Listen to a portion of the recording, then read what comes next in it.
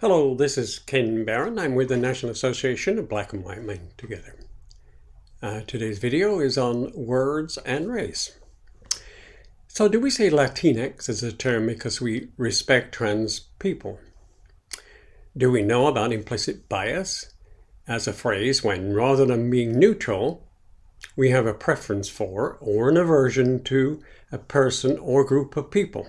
Thus, we use the term implicit bias to describe when we have attitudes towards people or associate stereotypes with them without our conscious knowledge. Do we wonder why colleagues and friends had suddenly started saying BIPOC or BIPOC, an acronym that encompasses individuals who are Black, Indigenous, or other people of color? Americans have always wrestled with language when it comes to describing race, with phrases and vocabulary changing to meet the struggles and values of the moment. But especially in the wake of protests for social justice in the summer of 2020, there has been a heightened attention to this language. And that's what scholars say and activists say, as some on the left try to advocate changes in the culture through words. It seems that perhaps you can't change what you can't name. For some people, though, the new words have become a code that only a narrow, highly educated slice of the country can understand, or even as a political litmus test in which answers continually change or has been a lot of words. Unsurprisingly, the language itself has become contested, especially by conservatives who have leveraged discomfort with the new vocabulary to energize their base of white voters, referring to it as woke speak, and have leveraged discomfort with this language to pass laws in several states limiting how teachers can discuss racism and sexism. One conservative think tank circulated a list of words, including microaggression and Black Lives Matter, that it said could alert parents that what has been labeled critical race theory is being taught in their children's schools.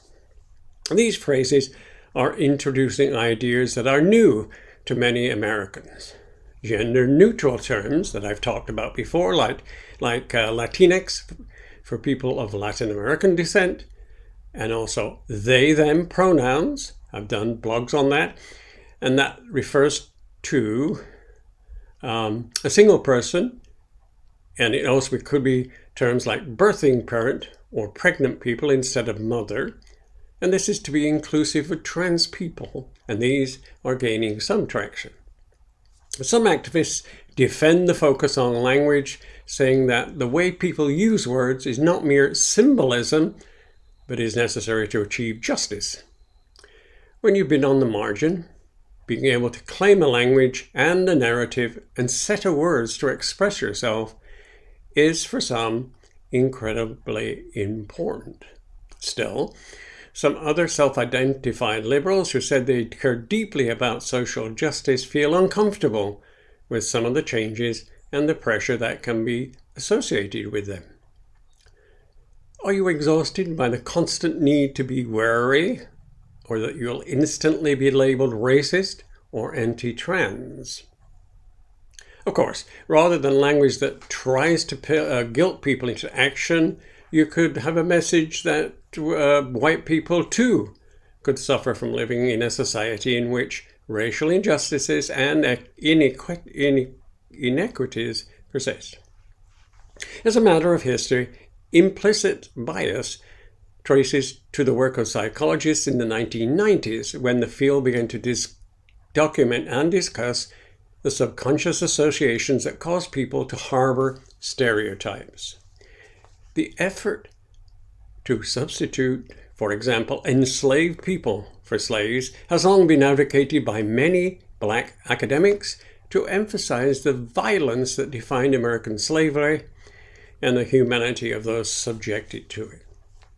More recently, the murder of George Floyd by the police and the outraged protests that followed in large cities, but also in small towns and suburbs across the country, was one catalyst for spreading the terms. But few Black or Indigenous people use the term BIPOC. Language scholars say this, and it is often misread as meaning, quote, bisexual people of color. To add to the confusion, the terms can change swiftly too.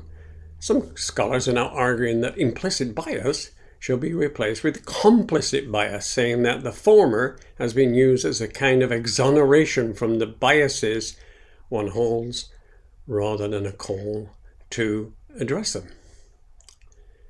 And closer to folks at the NABWMT is an example where LGBTQ has recently incorporated an I for intersect for people whose biological sex characteristics don't fit the traditional definition of female or male. And they've added an A for either asexual, someone who experiences little or no sexual attraction, or ally. And the addition, finally, of plus at the end is aimed at indicating that the term should not be seen as comprehensive. Complicated, to be sure.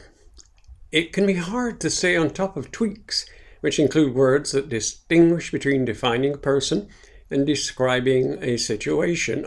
For example, unhoused instead of homeless. The current struggles over language reflect meaningful shifts in thinking of some essential issues. Compared to 18 months ago, the term, quote, systemic racism is being used across the board, whether people are talking about it or denying its existence.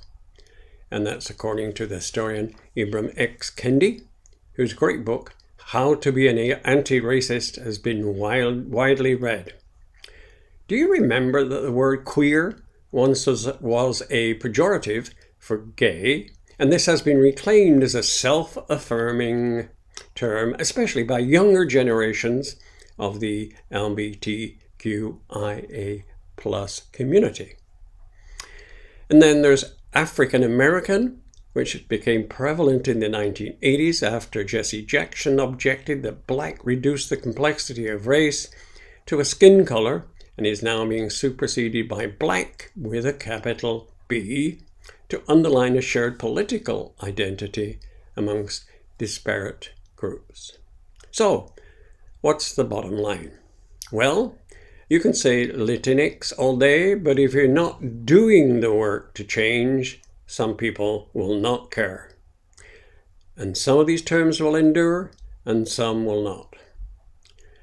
So why don't you check in with our Facebook Live, our YouTubes, and you can contact us at nabwmt@nabwmt.org. We'll be happy to talk to you, and thank you for your attention. We appreciate it.